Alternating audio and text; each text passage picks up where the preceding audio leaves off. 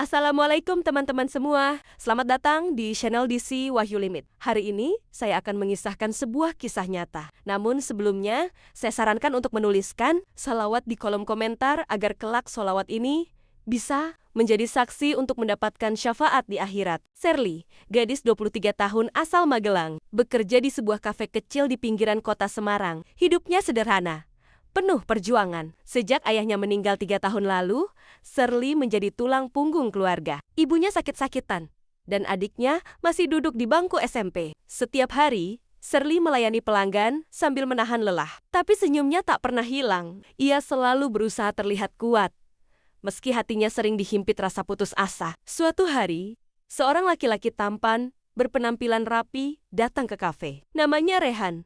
Ia sopan, ramah, dan perhatian. Beberapa kali datang hanya untuk sekadar memesan kopi dan ngobrol dengan Sherly.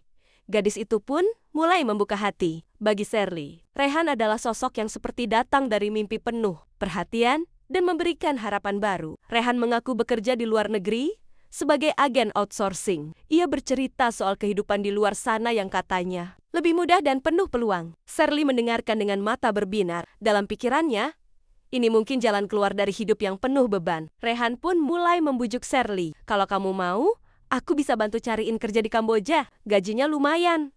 Bisa buat bantu keluarga. Kamu cantik dan pintar, pasti cepat berhasil di sana. Awalnya Sherly ragu, tapi perhatian dan bujuk rayu Rehan perlahan meluluhkan logikanya. Ia tak sadar bahwa senyuman Rehan menyimpan niat gelap, dan langkah kecil Sherly menuju mimpi itu adalah pintu ke sebuah neraka tersembunyi. Beberapa minggu setelah pertemuan pertama, hubungan Sherly dan Rehan makin dekat. Rehan sering mengantar makanan ke kafe saat Sherly lembur, kadang menjemputnya sepulang kerja. Ia memberi perhatian yang belum pernah Sherly dapatkan dari siapapun. Kerja di sini capek terus, Der. Kamu pantas dapat hidup yang lebih enak, ucap Rehan sambil menggenggam tangan Sherly di atas meja. Sherly tersenyum malu. Kata-kata Rehan seperti angin sejuk di tengah panasnya hidup. Lalu, datanglah tawaran itu. Rehan menunjukkan brosur kerja di Kamboja katanya, sebagai staf hotel dengan gaji setara 15 juta rupiah per bulan. Ia bahkan memperlihatkan foto seorang teman yang katanya sudah lebih dulu bekerja di sana dan hidup mewah. Paspor bisa aku bantu urus. Kamu gak usah mikir apa-apa.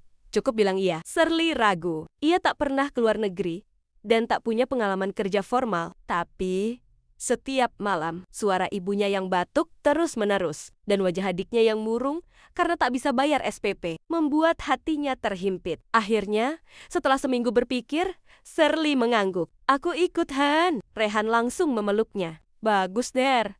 Kamu gak bakal nyesel. Ini awal dari hidup baru. Beberapa hari kemudian, Sherly pamit pada ibunya dengan alasan kerja di luar kota. Ia tak tega menceritakan kebenaran. Rehan mengatur semua tiket, penginapan sementara di Jakarta, hingga keberangkatan menuju Kamboja. Di bandara, Sherly masih menggenggam tiket dengan tangan gemetar. Tapi ia menenangkan diri. Ini demi keluarga, bisiknya dalam hati. Yang tidak ia tahu, pintu pesawat itu bukan membawa ke masa depan cerah, tapi ke tempat di mana tubuhnya akan dihancurkan perlahan. Setelah menempuh perjalanan lebih dari 5 jam, Sherly akhirnya menginjakan kaki di Bandara Internasional Phnom Penh. Ia sempat tersenyum kecil, berharap ini adalah awal hidup barunya. Namun anehnya, Rehan tidak ikut menjemput. Ia hanya meninggalkan pesan WhatsApp. Ada orang kami yang akan jemput kamu di bandara. Aman. Sherly dijemput oleh 2 pria asing berwajah Asia Tenggara yang mengaku dari perusahaan. Rehan. Mereka tidak banyak bicara, hanya menyuruh Sherly naik ke mobil van putih bertulisan Khmer yang tidak ia mengerti. Maaf, bisa saya lihat ID kalian? Tanya Sherly dengan gugup. Tapi kedua pria itu hanya tersenyum dingin dan berkata dalam bahasa Inggris, patah. Nomor worry. You safe. Perjalanan menuju tempat tujuan cukup lama. Jalanan berubah dari pusat kota yang ramai ke area sepi dan gersang. Hati Sherly mulai gelisah. Setelah hampir 2 jam, mobil berhenti di depan sebuah gedung tinggi yang terlihat kosong. Pintu besi dibuka otomatis dari dalam. Seorang perempuan muda berwajah pucat menyambut Sherly.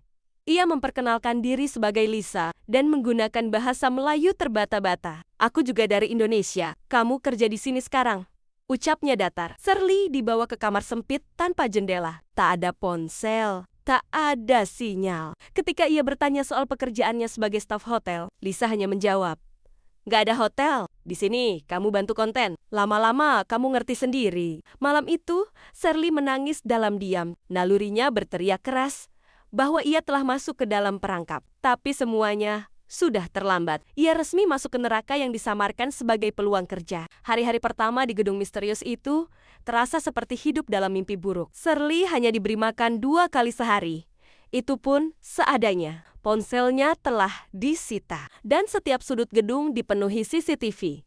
Setiap gerak-geriknya diawasi. Lisa, satu-satunya orang yang bisa diajak bicara dalam bahasa Indonesia, ternyata bukan teman. Diam-diam, ia bertindak sebagai mata-mata sindikat, mengawasi para korban baru dan memastikan mereka patuh. Beberapa hari kemudian, Shirley dipanggil ke sebuah ruangan. Di sana sudah ada 3 pria asing dan 1 orang Indonesia berjas yang memperkenalkan diri sebagai bos. Kamu cantik, bahasa Inggris kamu bagus. Kita butuh kamu bantu rayu target dari Eropa atau Amerika. Hanya video call. Kalau sukses, kamu dapat uang, kata si bos. Shirley menolak, tapi penolakan itu membuatnya menerima tamparan keras dari salah satu pria di ruangan. Di sini bukan tempat buat nolak. Kamu pikir ini hotel? Esoknya, ia dipaksa mengenakan pakaian mini, dipoles dengan make up, dan dibawa ke sebuah ruangan berisi laptop dan webcam. Di luar ruangan, 2 pria menjaga pintu. Tiap malam, Shirley dipaksa video call